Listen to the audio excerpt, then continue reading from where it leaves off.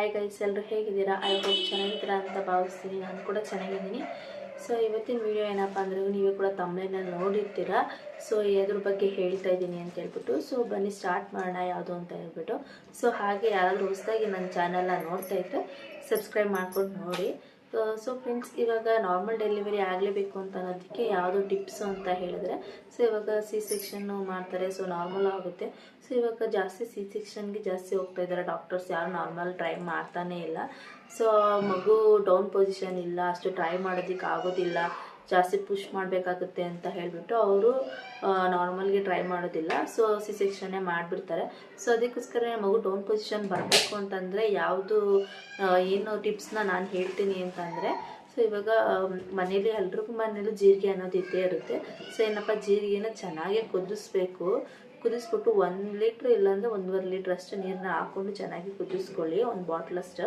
So 1 bottle ತುಂಬ ಆಗಬೇಕು. ಚೆನ್ನಾಗಿ ಕುದಿಸ್ಕೊಂಡು ಜೀರಿಗೆ ಕಷಾಯ ಮಾಡಿಕೊಂಡು, ಸೊ ಈ ಬೆಣ್ಣೆ ಬರುತ್ತಲ್ಲ, ಸೊ ಬೆಣ್ಣೆನ ಬಿಸಿನೀರಲ್ಲಿ ಜೀರಿಗೆ ಕಷಾಯ ಕುದಿಸಿರ್ತೀರಲ್ಲ, ಸೊ ಆ ನೀರೊಳಗಡೆ ಹಾಕಿ ಫುಲ್ಲು ಕರ್ಗೋಗ್ಬಿಡುತ್ತೆ.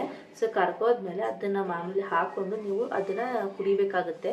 ಕುಡಿದಾಗ ಅದು ಬೆಣ್ಣೆ ಮೊದಲೇ ಏನಂತಂದರೆ, ಸೊ ಬೆಣ್ಣೆ ನೈಸ್ ಇರುತ್ತೆ, ಸೊ ಜಾರುತ್ತೆ. ಸೊ ಆವಾಗ ಇಮ್ಮಿಡಿಯೇಟಾಗಿ ನಾರ್ಮಲ್ ಅನ್ನೋದು ಹಾಗೆ ಆಗುತ್ತೆ. ಏನಂದರೆ ನೈಸ್ ಇರುತ್ತಲ್ಲ, ಸೊ ಅದು ಜಾರಿದಾಗ ಮಗು ಅನ್ನೋದು ಡೌನ್ ಪೊಸಿಷನ್ ಬರುತ್ತೆ. ಡೌನ್ ಪೊಸಿಷನ್ ಬಂದಾಗ ಆಟೋಮೆಟಿಕ್ಕಾಗಿ ಅದು ನಾರ್ಮಲ್ ಡೆಲಿವರಿ ಆಗೇ ಆಗುತ್ತೆ. ಸೊ ಇವಾಗ ಡಾಕ್ಟ್ರ್ ಏನಪ್ಪ ಮಾಡ್ತಾರೆ ಅಂತಂದರೆ, ಇವಾಗ ಮಗು ಇನ್ನೂ ಡೌನ್ ಪೊಸಿಷನ್ ಬಂದಿಲ್ಲ, ಇನ್ನೂ ಅಲ್ಲೇ ಇದೆ ಅಂತ ಹೇಳ್ಬಿಟ್ಟು ಅವರು ನಾರ್ಮಲ್ ಮಾಡಲ್ಲ. ನೀವೇನಾದ್ರೂ ಜೀರಿಗೆ ಕಷಾಯ ಕುದಿಸ್ಕೊಂಡು ಬೆಣ್ಣೆನ ಆ್ಯಡ್ ಮಾಡ್ಕೊಂಡು ಕುಡ್ಕೊಂಡು ಹೋದರೆ, ಸೊ ಅದು ಮೊದಲೇ ನೈಸ್ ಇರುತ್ತಲ್ಲ, ಸೊ ಬೆಣ್ಣೆ, ಆವಾಗ ಮಗು ಇಮಿಡಿಯೇಟಾಗಿ ಜಾರ್ಕೊಂಡು ಡೌನ್ ಪೊಸಿಷನ್ಗೆ ಬಂದ್ಬಿಡುತ್ತೆ.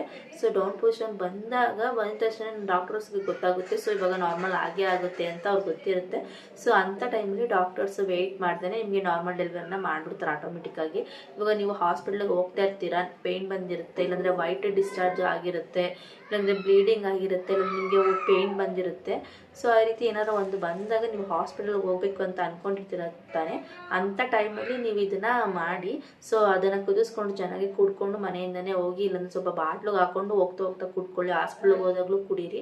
ಸೊ ಅವಾಗ ಮಗು ಡೌನ್ ಪೊಸಿಷನ್ ಬೇಗ ಬಂದ್ಬಿಡುತ್ತೆ. ಸೊ ಅಲ್ಲಿ ಡಾಕ್ಟರ್ಸ್ ಚೆಕ್ ಮಾಡೋದಕ್ಕೆ ಅಂತ ಬರ್ತಾರಲ್ಲ, ಸೊ ಅವಾಗ ಮಗು ಡೌನಲ್ಲಿ ಬಂದ್ಬಿಟ್ಟಿದೆ, ಇವಾಗಲೇ ಮಾಡಬೇಕು ಅಂತ ಹೇಳ್ಬಿಟ್ಟು ಅವ್ರು ನಾರ್ಮಲ್ಗೆ ಟ್ರೈ ಮಾಡ್ತಾರೆ. ಸೊ ನಾರ್ಮಲ್ ಬೇಬಿ ಆಗುತ್ತೆ, ಅವಾಗ ನಿಮಗೆ ನಾರ್ಮಲ್ ಡೆಲಿವರಿ ಆಗುತ್ತೆ. ಸೊ ಅದೊಂದು ಟಿಪ್ ಅಂತಲೇ ಹೇಳ್ಬೋದು.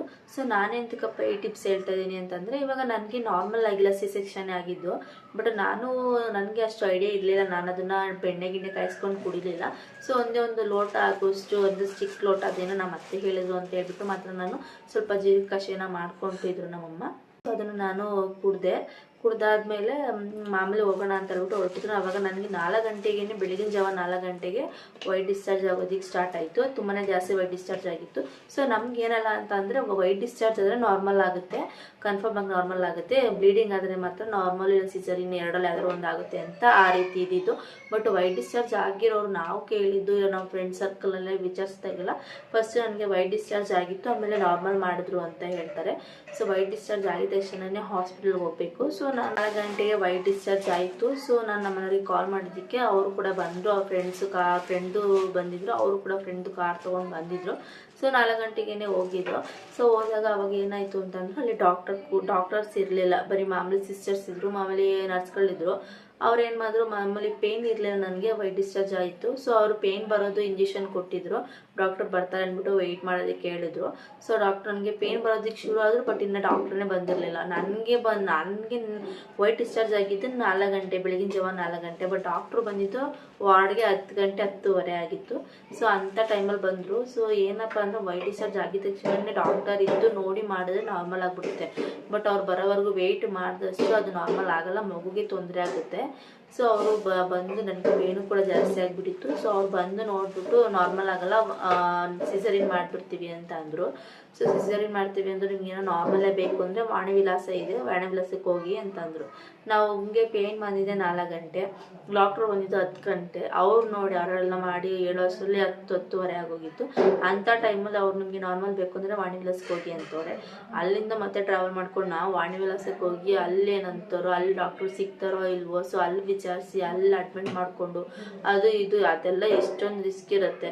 ಸೊ ಅಂತ ಫುಲ್ಲು ಮಗು ಅಂಥ ಟೈಮ್ಗೆ ಬಂದಿದೆ ಅಂತಂದರೆ ಫುಲ್ಲು ಅಂದರೆ ವೈಟ್ ಡಿಸ್ಚಾರ್ಜ್ ಆಗಿ ಕೆಳಗಡೆ ಡೌನ್ ಪೊಸಿಷನ್ ಬಂದಿದೆ ಅಂತ ಅಂದಾಗ ನಾವು ಅಂಥದಕ್ಕೆಲ್ಲ ರಿಸ್ಕ್ ತೊಗೊಳೋದಕ್ಕೆ ಹೋಗ್ಬಾರ್ದು. ಸೊ ನಾವು ಹೋಗಿ ಅದೆಲ್ಲ ಆಮೇಲೆ ಅವರು ಹೇಳ್ಬಿಟ್ರು ಮಗುಗೆ ಏನಾದರೂ ಹೆಚ್ಚು ಕಮ್ಮಿ ಆಯಿತು ಅಂದರೆ ನಮ್ಗೆ ನಾವು ಜವಾಬ್ದಾರಿ ಎಲ್ಲ ಹೇಳೋದು ಹಿಡಿತೀವಿ ಅಂತಲೂ ಹೇಳಿದ್ರು. ಸೊ ಅವರೇ ಹಂಗೆ ಹೇಳಾದ್ಮೇಲೆ ನಾವು ಹಿಂಗೆ ನಮಗೆ ಮನ್ಸು ಬರುತ್ತೆ ಸೊ ಅಲ್ಲಿಗೆ ಹೋಗೋದಕ್ಕೆ. ಸೊ ಅದಕ್ಕೋಸ್ಕರನೇ ಬೇಡ ಅಂತ ಅಂದ್ಬಿಟ್ಟು ನಾವು ಇಲ್ಲೇ ಹೋಗೋಣ ಅಂತ ಅಂದ್ಬಿಟ್ಟು ಅಲ್ಲೇ ಹೋಗಿದ್ದು. ಇಲ್ಲ ಬೇಡ ನಮಗೆ ಇಲ್ಲೇ ಮಾಡಿಬಿಡಿ, ನಾವು ಅಲ್ಲಿ ಹೋಗಲ್ಲ, ನಾರ್ಮಲ್ ಬೇಡ ಸಿಸೇರಿಯನ್ನೇ ಮಾಡಿಬಿಡಿ ಅಂತ ಹೇಳ್ಬಿಟ್ಟು ಮಾಮೂಲಿ ಸೈನ್ ಎಲ್ಲ ಮಾಡಿಸ್ಕೊಂಡು ಸರಿ ಆಯಿತು ಅಂದ್ಬಿಟ್ಟು ಅವ್ರು ಫಾರ್ಮ್ ಎಲ್ಲ ಕೊಟ್ಟಿದ್ರಲ್ಲ ಅದೆಲ್ಲ ಫಿಲ್ ಮಾಡಿಬಿಟ್ಟು ಸೈನ್ ಎಲ್ಲ ಮಾಡಿಸ್ಕೊಂಡು ಆಮೇಲೆ ಓಟಿ ಕರ್ಕೊಂಡು ಹೋಗಿ ಸಿಸೇರಿಯನ್ ಮಾಡಿದ್ರು. ಸೊ ಈ ರೀತಿ ಆಗಿತ್ತು. ಸೊ ಅದಕ್ಕೋಸ್ಕರ ನನಗೂ ಕೂಡ ಸಿಸೇರಿಯನ್ ಆಗಿಬಿಡ್ತು. ಫಸ್ಟ್ ಬೇಬಿ ನಾರ್ಮಲ್ ಆಗಿದೆ, ಸೆಕೆಂಡ್ ಬೇಬಿಲಿ ನಾರ್ಮಲ್ ಮಾಡೋದಕ್ಕೆ ಟ್ರೈ ಮಾಡ್ತಾರೆ. ಫಸ್ಟೇ ಸಿಸೇರಿಯನ್ ಆಗಿದೆ, ಸೆಕೆಂಡ್ ಅಂದರೆ ನಾರ್ಮಲ್ ಮಾಡಲ್ಲ, ಸಿಸೇರಿಯನ್ ಮಾಡ್ತಾರೆ. ನೀವು ಕೂಡ ಸಿಸೇರಿಯನ್ಗೆ ಹೋಗ್ಬೇಕಾಗತ್ತೆ. ನನಗೆ ಫಸ್ಟು ಸಿಸೇರಿಯನ್ ಆಗಿತ್ತು. ಸೊ ಇವಾಗ ಸೆಕೆಂಡ್ ಬೇಬಿಗೂ ಕೂಡ ಸಿಸೇರಿಯನ್ ಮಾಡಿದ್ರು.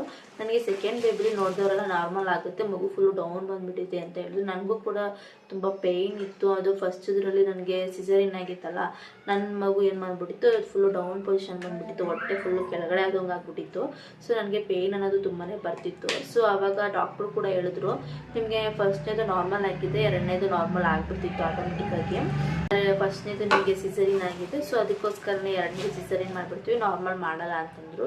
ಪರವಾಗಿಲ್ಲ ನಾರ್ಮಲ್ ಬೇಡ ನಮಗೆ ಸಿಸೇರಿಯನ್ನೇ ಮಾಡಿ ಅಂತ ಹೇಳ್ಬಿಟ್ಟು ಸಿಸೇರಿಯನ್ ಮಾಡಿಬಿಟ್ರು.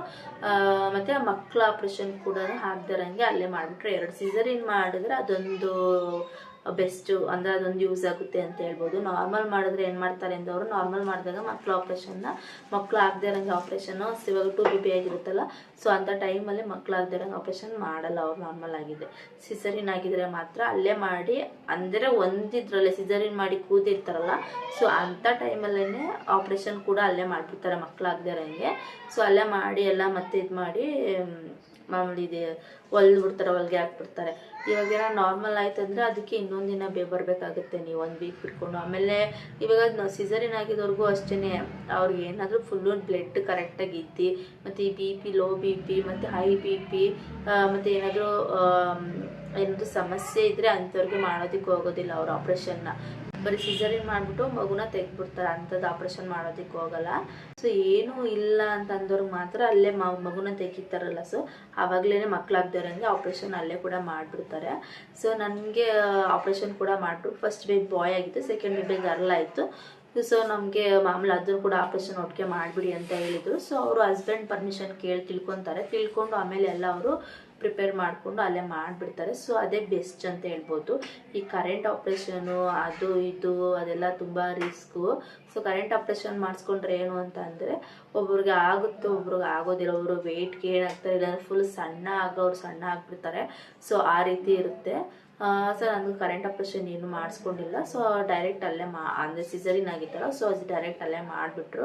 ಈ ನಾರ್ಮಲ್ ಆಗಿರೋರಿಗೆಲ್ಲ ಇನ್ನೊಂದು ಡೇಟ್ ಕೊಡ್ತಾರೆ. ಇನ್ನೊಂದು ಡೇಟ್ ಇಲ್ಲಾಂದರೆ ಅವರು 6 ತಿಂಗಳು 7 ತಿಂಗಳು 3 ತಿಂಗಳು ಆ ಥರ ಬಿಟ್ಕೊಂಡು ಹೋಗ್ಬೇಕಾಗುತ್ತೆ. ಸೊ ಅವ್ರಿಗೇನು ರೆಸ್ಟ್ ಇರೋದಿಲ್ಲ. ಸೊ ಇವಾಗ ಮಾಡಿಸ್ಕೊಂಡಿರ್ತಾರೆ, ಸೊ ಮತ್ತೆ ಅದು ರೆಸ್ಟ್ ಇಲ್ಲ ಅಂದರೆ ಮತ್ತೆ ಇನ್ನೊಂದ್ಸತಿ ಹೋಗಿ ಮಾಡಿಸ್ಕೊಂಡಾಗ ಮತ್ತೆ ಅವಾಗ ರೆಸ್ಟ್ ಮಾಡಬೇಕು. ಇವಾಗ ಮನೇಲಿ ಯಾರು ನೋಡ್ಕೊಳ್ಳೋರು ಇರೋದಿಲ್ಲ. ಸೊ ಅವಾಗ ತುಂಬಾ ಕಷ್ಟ ಆಗಿಬಿಡುತ್ತೆ. ಅವಾಗೊಂದ್ಸಲ ಅವಾಗೊಂದ್ಸಲ ಅಂತ ಹೇಳ್ಬಿಟ್ಟು. ಸೊ ಫಸ್ಟ್ ಬೇಬಿಲಿ ಯಾರು ಆ ರೀತಿ ಮಾಡೋದಕ್ಕೆ ಹೋಗಲ್ಲ. ಸೆಕೆಂಡ್ ಬೇಬಿ ಫಸ್ಟ್ ಅಲ್ಲೇ ಕೇಳ್ಬಿಡ್ತಾರೆ OT ರೂಮಲ್ಲಿ, ಫಸ್ಟ್ ಸೆಕೆಂಡ್ ಅಂತ ಮಾಮೂಲಿ ಫೋನ್ ಎಲ್ಲ ಫಿಲ್ ಮಾಡಿಸ್ಕೊಂಡಿರ್ತಾರಲ್ಲ, ಸೊ ಅಲ್ಲೇ ಗೊತ್ತಿರುತ್ತೆ. ಸೊ ಅವಾಗ ಅವರು ಹಸ್ಬೆಂಡ್ ಪರ್ಮಿಷನ್ ಕೇಳಿಬಿಟ್ಟು ಸೊ ಅಲ್ಲೇ ಮಾಡಿಬಿಡ್ತಾರೆ. ಸೊ ನನಗೆ 2 ಆಪ್ರೇಷನ್ ಆಗಿತ್ತು. ಸೊ ನನಗೂ ಕೂಡ ಸಿಸೇರಿಯನ್ ಆಗಿತ್ತಲ್ಲ, ಅಲ್ಲೇ ಮಾಡಿಬಿಟ್ರು. ಅಲ್ಲೇ ಮಾಡೋದೇ ಬೆಟರ್ ಅಂತ ನನ್ನ ಅನಿಸಿಕೆ, ನನ್ನ ಅಭಿಪ್ರಾಯ ಅಷ್ಟೇ. ಸೊ ಸುಮ್ಮನೆ ಎರಡು ಸಲ ಕುಯಿಸ್ಕೊಳ್ಳೋಕ್ಕೆ ಫಸ್ಟೇ ಒಂದು ಸಲ ಕುಯಿಸ್ಕೊಂಡಿದ್ದೀವಿ. ಫಸ್ಟ್ ಬೇಬಿ ಇಲ್ಲಿ ನಮಗೆ ಫಸ್ಟ್ ಸಿಸೇರಿಯನ್ ಆಗಿತ್ತಲ್ಲ, ಅಷ್ಟೊಂದು ನೋವು ಅಷ್ಟೊಂದು ಹಿಂಸೆ. ಸೆಕೆಂಡ್ ಬೇಬಿಲಿ ಜಾಸ್ತಿ ಅಷ್ಟೊಂದು ನೋವು ಅಷ್ಟೊಂದು ಹಿಂಸೆ ಅಂತ ಅನಿಸ್ಲೇ ಇಲ್ಲ ಫಸ್ಟ್ ಬೇಬಿಲಿ ನಮಗೆ ಹೇಳಬೇಕು ಅಂದರೆ, ಸಿಸೇರಿಯನ್ ಆಗಿತ್ತಲ್ಲ. ಬಟ್ ಸೆಕೆಂಡ್ ಬೇಬಿಗೆ ಮಾತ್ರ ತುಂಬಾ ನೋವಾಯಿತು. ಯಾಕಂದರೆ 2 ಆಪ್ರೇಷನ್ ಮಾಡಿಸ್ಕೊಂಡಿರ್ತೀವಲ್ಲ, ಯಾರೋ ಒಬ್ರು ಸಪೋರ್ಟಿಗೆ ಇರಲೇಬೇಕಾಗುತ್ತೆ. ಇವಾಗ ಎದೊಳ್ಸೋಕ್ಕೆ ಕುಣ್ಸೋಕ್ಕೆ ಒಂದು 3 ಗಾಯ ಒಣಗಬೇಕು ಅಂದರೆ ಒಳಗಡೆ ತುಂಬ ಹಸಿ ಗಾಯ ಇರುತ್ತೆ, ಒಳಗಡೆ ಕರಳು ಅಲ್ಲೆಲ್ಲ ಹಿಂಗೆ ಕೂದ್ಬಿಟ್ಟು ಎಲ್ಲ ಆಪ್ರೇಷನ್ ಮಾಡಿ ಹಾಗೆ ಇದು ಮಾಡಿರ್ತಾರಲ್ಲ. ಸೊ ಅದೆಲ್ಲ ಹೊಟ್ಟೆ ಕರಗಬೇಕು ಅಂದರೆ ಸಿಸೇರಿಯನ್ ಆದವ್ರಿಗೆ ಅಂತ ಕೇಳಿ ಬೇಗ ಹೊಟ್ಟೆ ಬರೋದು ಇಂಥ ಕಾರಣದಕ್ಕೇ. ಹೊಟ್ಟೆ ಅಂಥ ಟೈಮಲ್ಲಿ ಹೊಟ್ಟೆ ಕರಗಿಸಿಲ್ಲ, ಕರಳೆಲ್ಲ ಹಿಗ್ಗಿಲ್ಲ ಅಂತ ಅಂದಾಗ ಅದು ಹಾಗೇನೆ ಇದ್ಬಿಡುತ್ತೆ. ಸೊ ತುಂಬಾ ಪೇಯ್ನ್ ಅನ್ನೋದು ಆಗಿರುತ್ತೆ. ಅಂಥ ಟೈಮಲ್ಲಿ ಬಟ್ಟೆನೂ ಕಟ್ಟೋದಕ್ಕೆ ಆಗೋದಿಲ್ಲ. ಸಿಸರಿನ್ ಆಗಿ 2 ಆಪರೇಷನ್ ಆಗಿರುತ್ತಲ್ಲ, ಸೊ ಅವರು ಬಟ್ಟೆ ಕಟ್ಟೋದಕ್ಕೆ ಹೋಗಬೇಡಿ, ತುಂಬಾ ನೋವಿರುತ್ತೆ. ಏನಾರ ಒಂಚೂರು ನೀವು ಹೊಟ್ಟೆ ಕರಗಿಸ್ಬೇಕು ಅಂದ್ಬಿಟ್ಟು ಬಟ್ಟೆ ಏನಾದರೂ ಕಟ್ಟಿದ್ರೆ ಅದು ಗಾಯ ಇರುತ್ತಲ್ಲ, ಗಾಯ ಸ್ಟಿಚ್ ಹಾಕಿರ್ತಾರಲ್ಲ, ಸೊ ಅದು ಒಳಗೆ ಹಾಕ್ಸಿದ್ದು ಏನೋ ಒಂಚೂರು ಏನಾದರೂ ಇದಾದರೆ ಗಾಯ ಆದರೆ ಅದು ಫುಲ್ಲು ಇದ್ರ ಥರ ಆಗ್ಬಿಡುತ್ತೆ. ಅದು ತುಂಬಾ ಡೇಂಜರು. ಸೊ ಸ್ವಲ್ಪ ಒಂದು 3 ತಿಂಗಳು 4 ತಿಂಗಳು ಆಗಲಿ, ಆಮೇಲೆ ಬೇಕಂದ್ರೆ ಇದು ಮಾಡ್ಬೋದು. ಇವಾಗ ಏನು ಎಲ್ಲ ಕಡೆನೂ ಇದೆ, ಡಯೆಟು ಅದು ಇದು ಎಲ್ಲ ಥರನೂ ಇದೆ. ಸೊ ಎಲ್ಲ ಥರನೂ ಆಮೇಲೆ ಮಾಡ್ಕೋಬೋದು. ಫಸ್ಟ್ ಹುಷಾರಾಗೋದು ನೋಡಿ.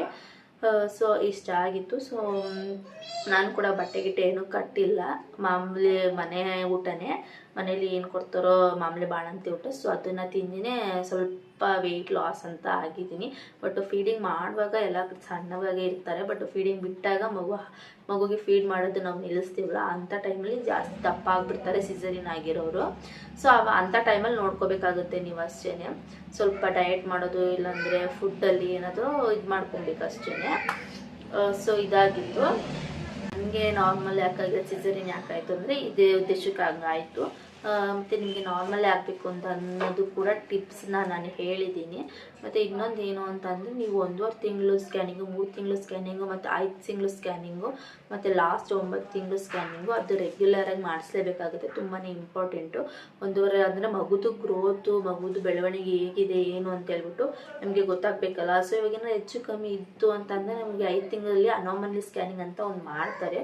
ಸೊ ಅದರಲ್ಲಿ ಏನಪ್ಪ ಅಂದರೆ ಫುಲ್ ಡೀಟೇಲ್ಸ್ ಆಗಿ ಎಲ್ಲ ಹೇಳಿರ್ತಾರೆ. ಸೊ ಎಲ್ಲ ತೋರಿಸಿರ್ತಾರೆ. ಏನಾದರೂ ಹೆಚ್ಚು ಕಮ್ಮಿ ಇತ್ತು ಅಂದರೆ ಡಾಕ್ಟರ್ಸ್ ಅಲ್ಲೇ ಹೇಳ್ಬಿಟ್ಟಿರ್ತಾರೆ. ಅಂಥ ಟೈಮಲ್ಲಿ ನಾವು ಏನು ಬೇಕೋ ಅದಕ್ಕೆ ಪ್ರಿಕಾಷನ್ನ ತೊಗೋಬೋದು. ಬಟ್ 9 ತಿಂಗಳಿಗೆ ನೀವು 5 ತಿಂಗಳಿಗೆ ಮಾಡಿಸ್ತೇನೆ ಡೈರೆಕ್ಟ್ 9 ತಿಂಗಳಿಗೆ ಹೋಗಿ ಮಾಡಿಸ್ತೀವಿ ಅಂತಂದರೆ ಏನೋ ಅಂಥದ್ದಕ್ಕೆ ಪ್ರಿಕಾಷನ್ ತೊಗೊಳೋದಕ್ಕೆ ಆಗೋದಿಲ್ಲ. ಸೊ ಅದಕ್ಕೆ ಹೇಳೋದು, ಸ್ಕ್ಯಾನಿಂಗ್ ಯಾವ್ಯಾವ ಟೈಮ್ ಇರುತ್ತೋ ಆ ಟೈಮ್ಗೆ ಸ್ಕ್ಯಾನಿಂಗ್ ಮಾಡಿಸ್ಕೊಳ್ಳಿ. ಯಾವ ಟೈಮ್ ಕೊಟ್ಟಿರುತ್ತೋ ಆ ಟೈಮ್ಗೆ ಹೋಗಿ ಸ್ಕ್ಯಾನಿಂಗ್ ಮಾಡಿಸ್ಕೊಳ್ಳೋದು ಬೆಟರು. ಮತ್ತು 9 ತಿಂಗಳಾದಮೇಲೆ ಇವಾಗ 8 ತಿಂಗಳು 9 ಬಿತ್ತಲ್ಲ, ಅಂಥ ಟೈಮ್ಗೆ ವಾರಕ್ಕೂ ಬನ್ನಿ ಅಂತ ಹೇಳಿರ್ತಾರೆ. ಮಗು ಮೂಮೆಂಟು, ಮಗು ಪೊಸಿಷನ್ ಯಾವ ರೀತಿ ಇದೆ ಅಂತ ಹೇಳಿಬಿಟ್ಟು ಅವ್ರು ವಾರ ಚೆಕಪ್ಗೆ ಬನ್ನಿ ಅಂತ ಅಂದಾಗ ಅವಾಗಲೂ ಕೂಡ ನೀವು ಚೆಕಪ್ಗೆ ಹೋಗಿ ತೋರಿಸ್ಕೊಬಂದೆ. ಈ ಥರದ್ದೆಲ್ಲ ನೀವು ಆವಾಗವಾಗ ಹೋಗಿ ಅಂದರೆ ಮರಿದೇನೆ ನಿಮ್ಮ ಹುಷಾರಲ್ಲಿ ನೀವು ಇರಬೇಕಾಗುತ್ತೆ. ಸೊ ಫ್ರೆಂಡ್ಸ್, ನನಗೆ ಗೊತ್ತಿರೋ ವಿಷಯನ ನಾನು ನಿಮ್ಮ ಹತ್ರ ಶೇರ್ ಮಾಡ್ಕೊಂಡಿದ್ದೀನಿ. ಸೊ ಇದೇ ರೀತಿ ನಿಮ್ಮ ಸಪೋರ್ಟ್ ಯಾವಾಗಲೂ ಇರಲಿ. ಹಾಗೆ ಗೊತ್ತಲ್ಲ, ಒಂದೇ ಒಂದು ಲೈಕ್ ಕೊಡೋದನ್ನ ಮಾತ್ರ ಮರಿಬೇಡಿ. ಯಾಕಂತಂದರೆ ಈ ವಿಡಿಯೋಸ್ ತುಂಬಾ ಜನಕ್ಕೆ ಶೇರ್ ಆಗುತ್ತೆ. ಸೊ ನಿಮ್ಮ ಲೈಕಿಂದ ಈ ವಿಡಿಯೋಸ್ ತುಂಬ ಜನಕ್ಕೆ ಶೇರ್ ಆಗುತ್ತೆ.